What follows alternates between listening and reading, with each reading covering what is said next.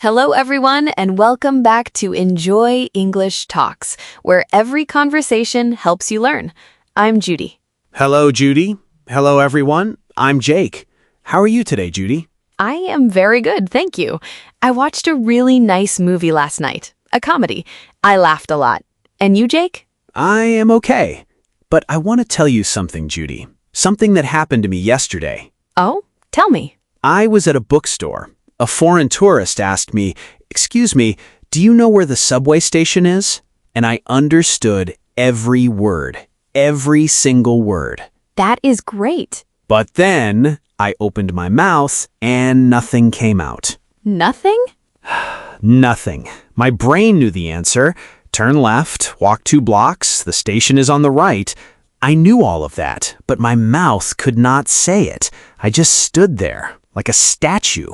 Oh, Jake, what happened next? I pointed. I just pointed with my finger and said, "That way." Well, pointing works too. Yes, but I felt so bad.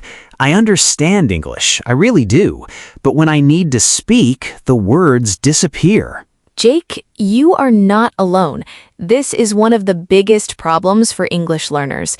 You can listen, you can read, you can understand, but when it is your turn to speak, the words get stuck. Yes, the words get stuck. That is exactly how it feels. Like the words are in my brain, but the door to my mouth is locked.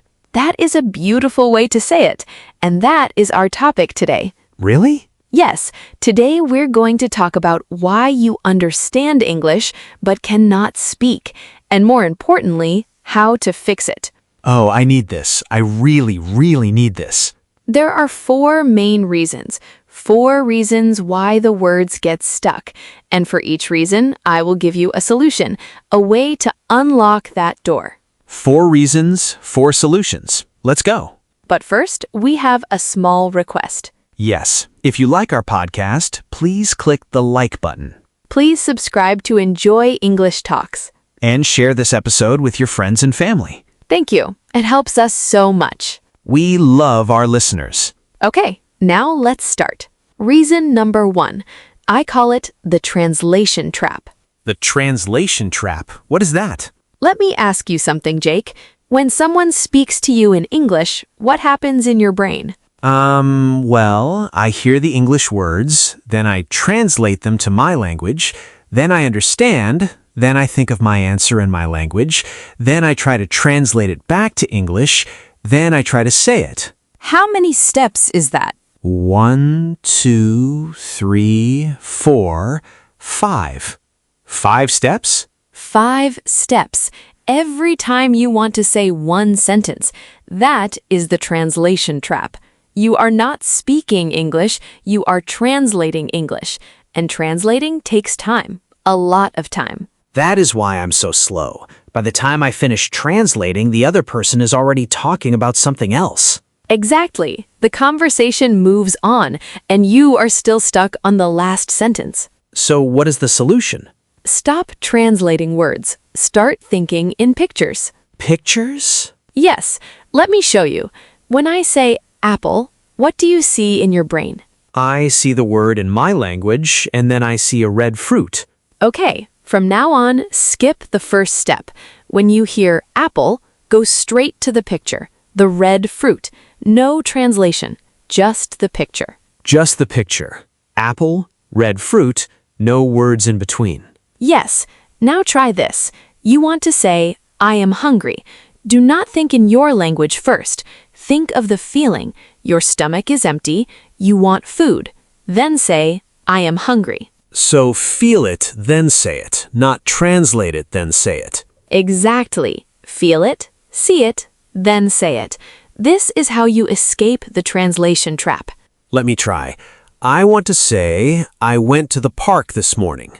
Okay, I'm seeing the park, green trees, the path, my shoes on the ground. I went to the park this morning. Did you translate? No, I just saw the picture and the words came out. See? It works. That was faster, much faster. It takes practice, but every day it gets a little easier. Reason number 3. I call it the input-output gap. Input and output. I have heard those words before. Input is everything that goes in, listening, reading, watching videos. Output is everything that comes out, speaking, writing. Okay, so what is the gap? Most English learners have a lot of input. They listen to podcasts, they watch movies, they read books, but they have very little output. They almost never speak. That sounds like me. I listen to English every day, but I almost never open my mouth. And that is the problem. Your ears are very strong. Your mouth is very weak. It is like going to the gym and only training your arms, but never your legs. One day you try to run and you fall down. Oh, because my legs are not trained.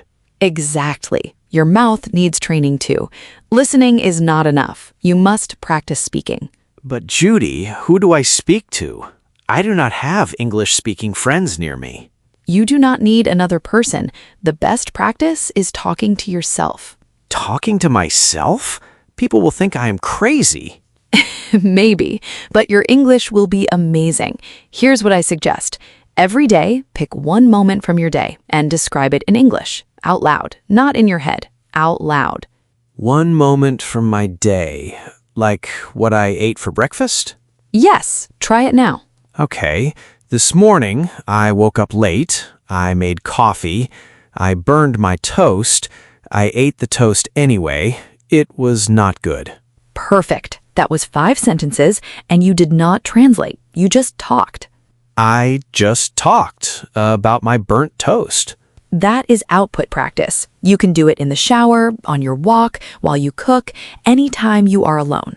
Talk to myself one moment every day. Every day. Even 2 minutes is enough. The key is your mouth must move. Your voice must come out. That is how you close the input-output gap. Ears strong, mouth strong. Both sides trained. Exactly. Reason number 3. I call it the fear filter. The fear filter. That sounds serious. It is very common. Let me ask you something. Have you ever known the answer in English, but you did not say it because you were afraid? Yes, many times. I think, what if my grammar is wrong? What if people laugh at me? What if I sound stupid? So I stay quiet. That is the fear filter. Your brain has the words, but fear stops them. Fear says, do not speak. You will make a mistake. People will judge you. Fear is like a wall between my brain and my mouth. Yes, and here's the truth, Jake.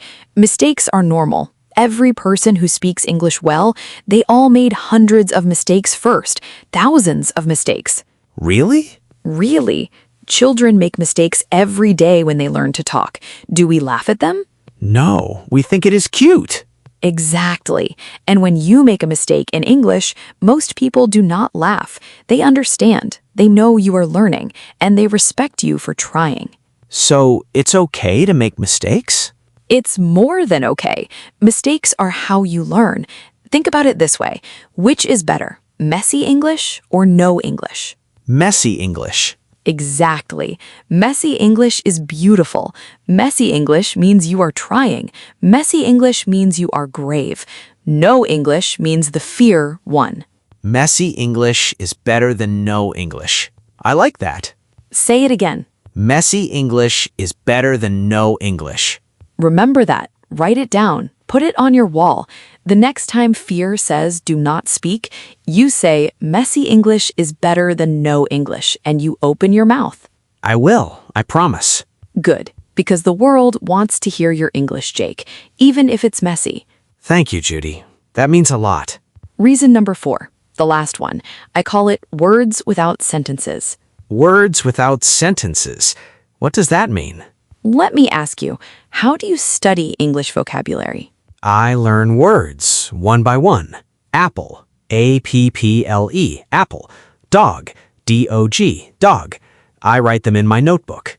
And when someone talks to you, can you use those words in a sentence? Sometimes, but it's hard.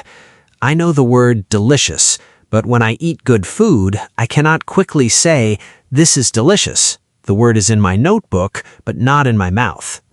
That is the problem. You are learning single words, but in real life, we do not speak in single words. We speak in sentences, in phrases, in chunks. Chunks? Chunks are groups of words that go together, like ready-made sentences. You do not build them word by word. You learn them as one piece, and when you need them, they come out fast. Like a fast food meal. Already made. Just pick it up and eat. I love that example. Yes, chunks are like fast food for your mouth, already prepared, ready to use. Can you give me some examples? Of course, instead of learning the word sorry, learn the chunk I'm sorry about that. Instead of learning the word help, learn can you help me with this? Instead of learning the word think, learn I think so too. Oh, I already know those chunks. I'm sorry about that. Can you help me with this? I think so too. They come out easily because I have heard them many times. Exactly. You have heard them. Now start collecting them. When you listen to a podcast or watch a movie, do not write down single words. Write down the whole sentence, the whole chunk. The whole chunk, not just the word. Yes, and then say the chunk out loud, 5 times, 10 times, until it lives in your mouth, not just in your notebook. So my notebook should have sentences, not just words. Yes, your notebook is a chunk collection. How was your day? I had a great time. What do you mean? That makes sense. No worries. These are all chunks. Learn them as one piece, and they will come out fast when you need them. I am going to change my notebook today. No more single words, only chunks. That is the best thing you can do. Okay, Jake, let me tell you a short story. I have a friend named Lily. Lily studied English for 10 years. She could read English novels. She could watch English movies without subtitles, without the words on the screen. But when she traveled to London, she could not order coffee. 10 years of English and she could not order coffee?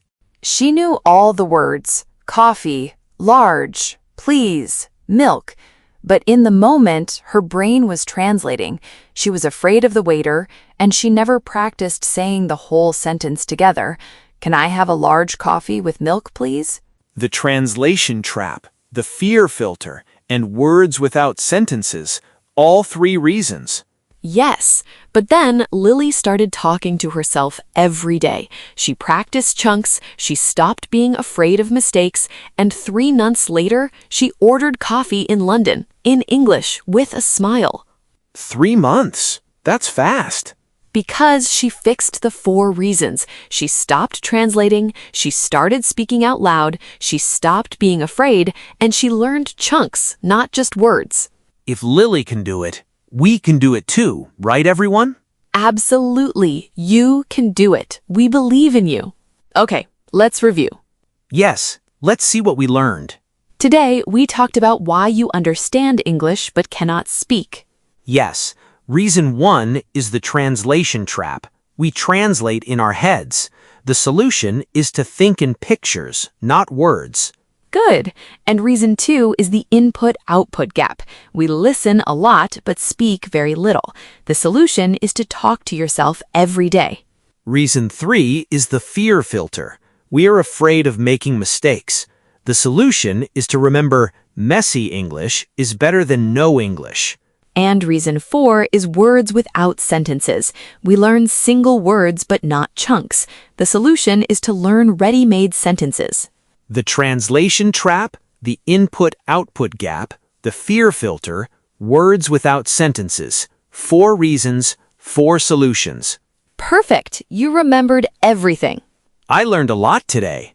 Me too. Well, that's all the time we have for today. Thank you so much for listening to Enjoy English Talks.